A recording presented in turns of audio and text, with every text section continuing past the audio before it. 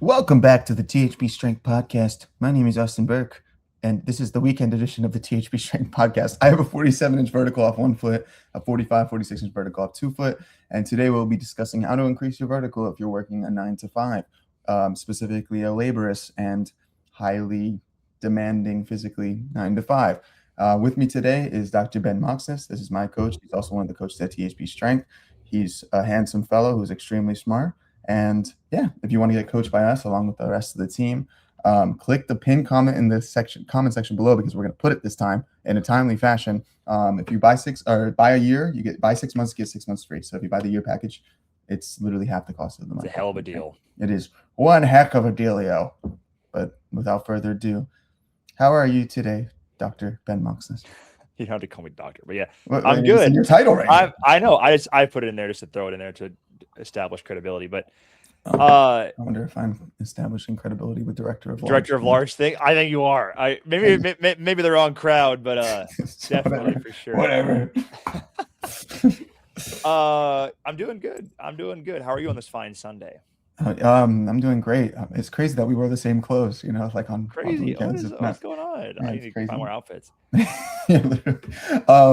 So yeah, I guess, have you had any experience with working like a labor-intensive job? I wouldn't say high labor, but yeah, I wouldn't say high labor, but I was on my feet for, like, I did work in a clinic full time for a year, and yeah, that's basically, if you're familiar with physical therapy, like I got to demo exercises, and I'm on my feet, on our little carts and typing up notes for most of the day. So yeah, I worked, and it wasn't even 9 to 5. Like, it was like we worked 10, so it's like 4 10s. And yeah, that was pretty brutal. I had to wake up at like 5 a.m. to go work out at like 6 before work on some days, or I had to work out at like 5 or 6 p.m. Like a normal person. So yeah, but I wouldn't say you're going to be the better. So I mean, the thing is, not everyone's. I think both of it. Like, I think both. Like, because I feel like there's a lot of people who are working jobs that they're standing all day, or they're stalking, or they're doing things, and there's people that were like me, where they were doing the craziest stuff. So just to give you guys a little bit of background, when I started jump training, I was in college, and I just was finishing my spring semester or whatever, and I started working with John, and I had to work, so I started doing demolition. And if you don't know what demolition is, it is extremely dangerous, and it is extremely labor intensive, especially where I was working. They would just hand you a hammer and say, take down a whole floor of an apartment complex. And you're just like, huh? But basically what I'd have to do every day is I'd wake up around 4 to 5 a.m. We'd have to drive to the site, which was like an hour or so. And then I would have to train. But in order to train and get sleep, I'd have to go straight to the gym from work, and typically I'd work out in my jeans and boots and stuff because I didn't care. Man's man. I know, right? But I will say it was a lot easier compared to when I moved to Florida. So when I first moved to Florida, I was working like a sanitation job at nights. But I'm not going to get into that. I mean, I can get into it for a night shift if you guys want, but literally just moving everything over.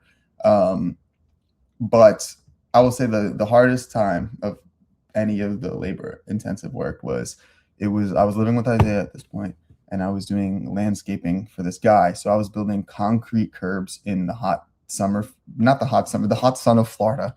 And I would wake up every morning at like 4. We drive to the sites, I'm picking up 100-pound bags of cement, like wheelbarrowing, using machines, pulling out palm trees, planting palm trees, crazy stuff. Finish around like 2 or 3 p.m. And then I would drive home. And I would just, because we had the home gym, I would straight up just work out immediately, because I was also in school full time. So that's the other thing, is I would have like classes certain mornings, and it would like switch off what days I'm doing what. But I would typically have my night classes remote and all my homework, and I would just sit down, work out, sit down, do my homework, go to sleep, and wake up. Yeah, and it's kind of like the same thing. I worked at Dunkin' Donuts for a bit, where I was on my feet for hours. I would go in around 5 a.m. until my classes at UCF at around 12.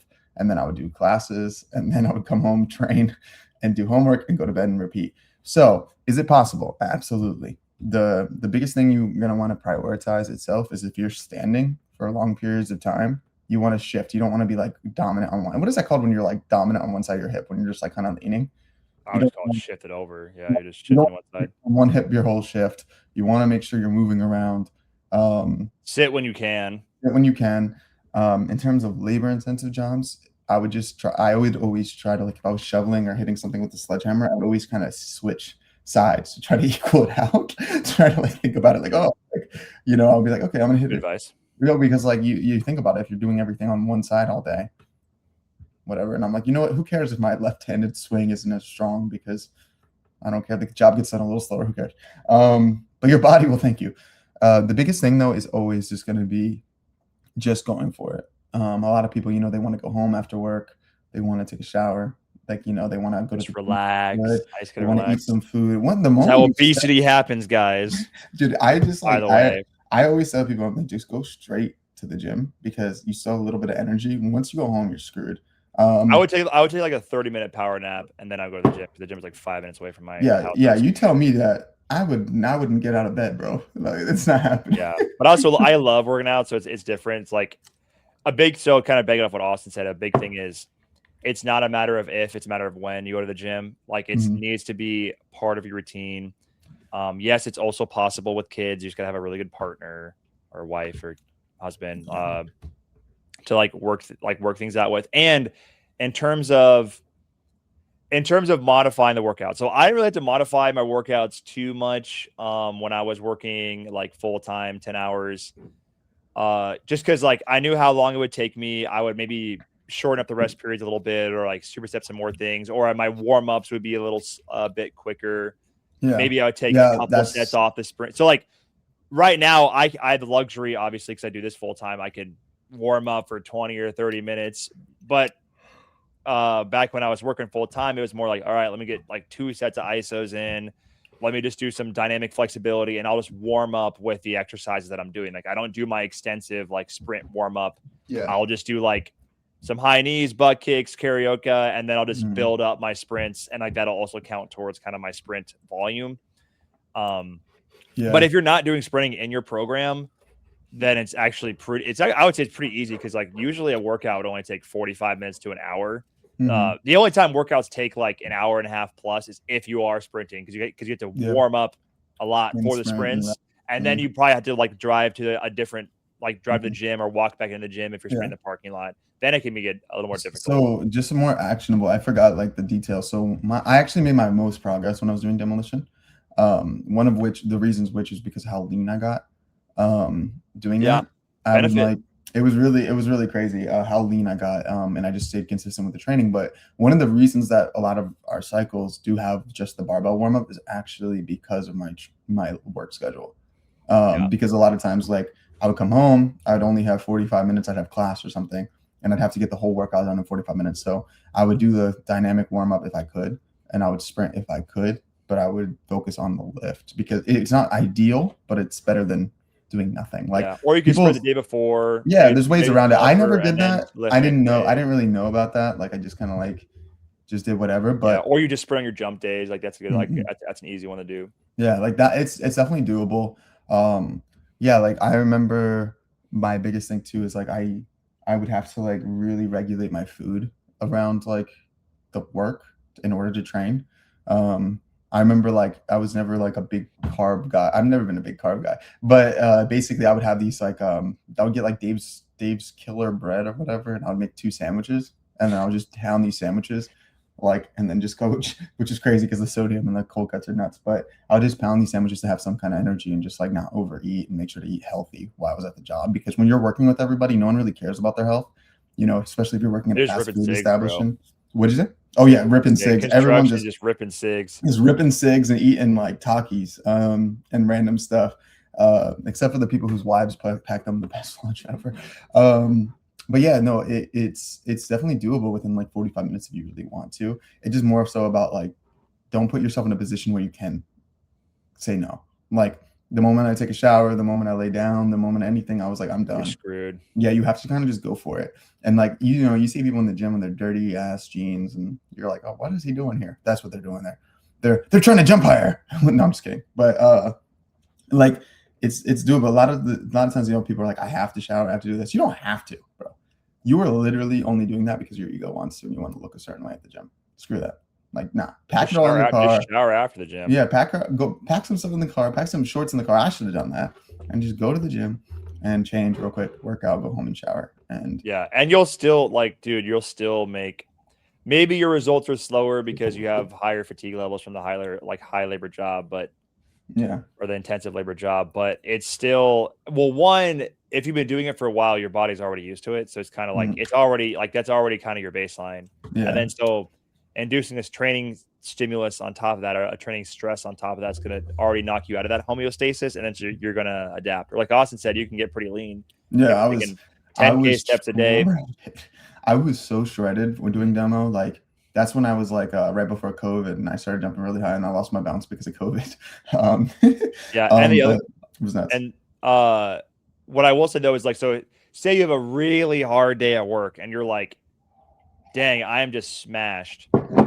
Yes, you can modify your workouts a little bit in terms of, I mean, maybe you do 1 or 2 working sets instead of 3 or 4, or an easy one is just have a range of percentages. So if it says like set to 5 on squats at 80%, well, you're probably going to get the same stimulus if you do 75%, and you'll actually be able to hit those weights. Like, think of it more in the sense of like, okay, what is my expected reps in reserve? Like, you can go look at a chart.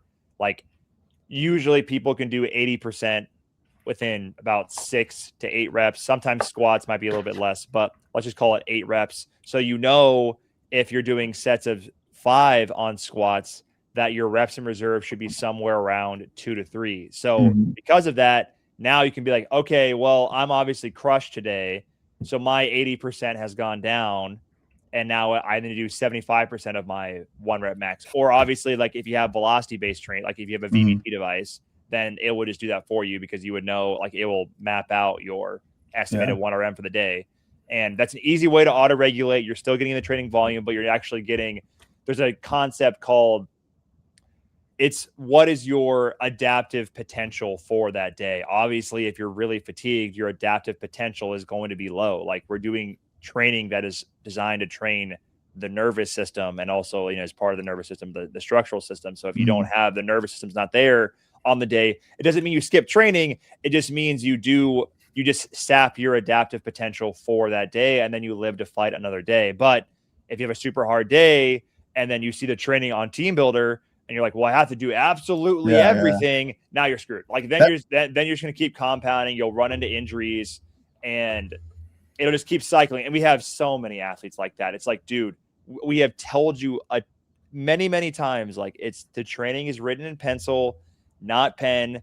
As long as you're hitting those exercises and you're doing some level of, something close to the intensity that we prescribe for you, you're probably going to get a positive stimulus from that workout, and you're probably going to recover and feel better for the next workout. But if you keep trying to push to failure on every single set, or if you have a max out day and you're just grinding through the squat rep, well, it's like, dude, for one, you're not going to be able to lift those weights in the next cycle anyways, because you're so hyped up to do the squat rep. No, like don't be so emotionally attached to testing or even the workout itself. Like you can modify it a little bit, give yourself a little bit of a range, and then you're good. Like it's not. That's so true. No, I'm just thinking about it in the sense of like a lot of people won't want to do the training when they're working and they won't make progress. They're like, oh, I won't do it until I'm free. Like, bro, you can still do stuff to improve. It's not as fast. It's not as effective, but you can still improve. You don't have to be consistent. Like the training will self-intensify.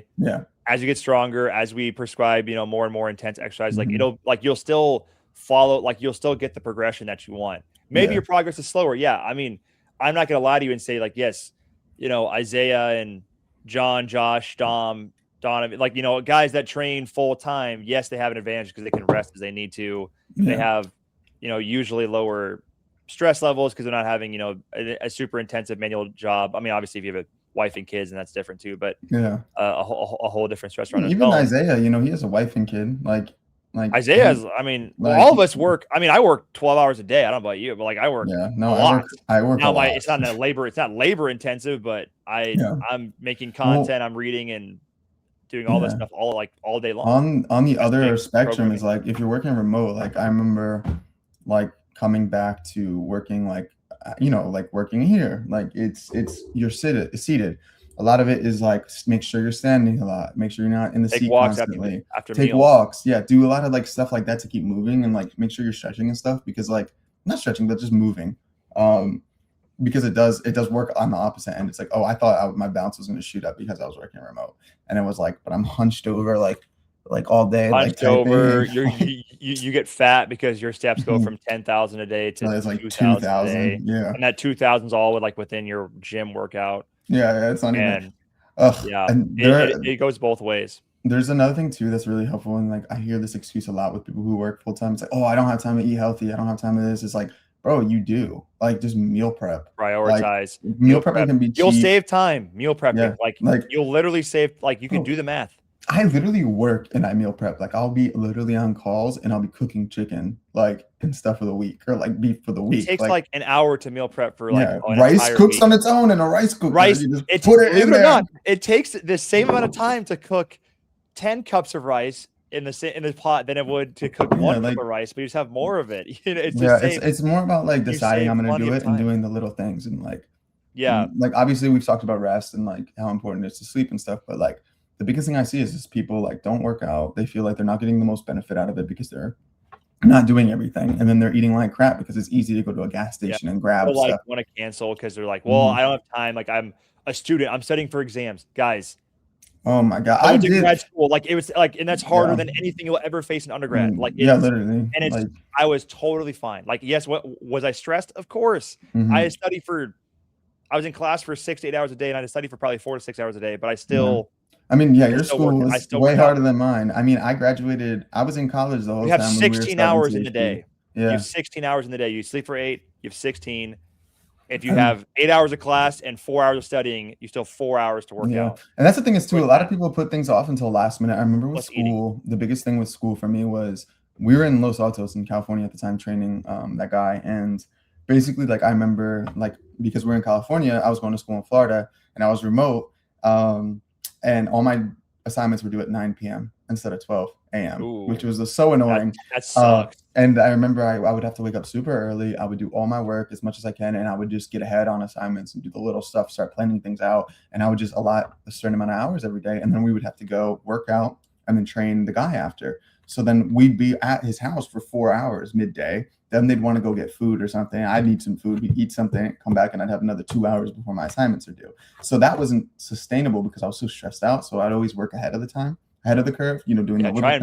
Try and batch when you can. Like batching essentially means have days where you do kind of like one thing, like get ahead on assignments, for instance. Or for me, it'd be like batching content, but you guys don't make content. But or if you do, like meal prep, like all these things. Like it's going to save you if you try to do those things every single day. Then you're going to get like if you try to cook every single day, you're going to get stressed out, or you're going to default to McDonald's and get fat.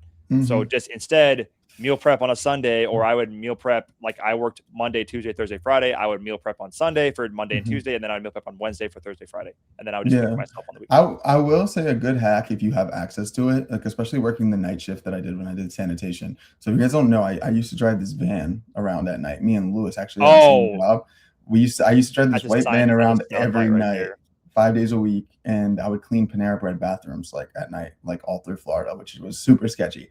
Anyways, the only things open that late because I was doing night shifts, like I'd have to pack food because the only things open was McDonald's, and this is before COVID, so it was like Taco Bell and shit, McDonald's, Taco Bell, whatever they put out in the donation bin, like because they would donate to like different things at Panera Bread, so it'd be all the pastries and whatever they wouldn't take.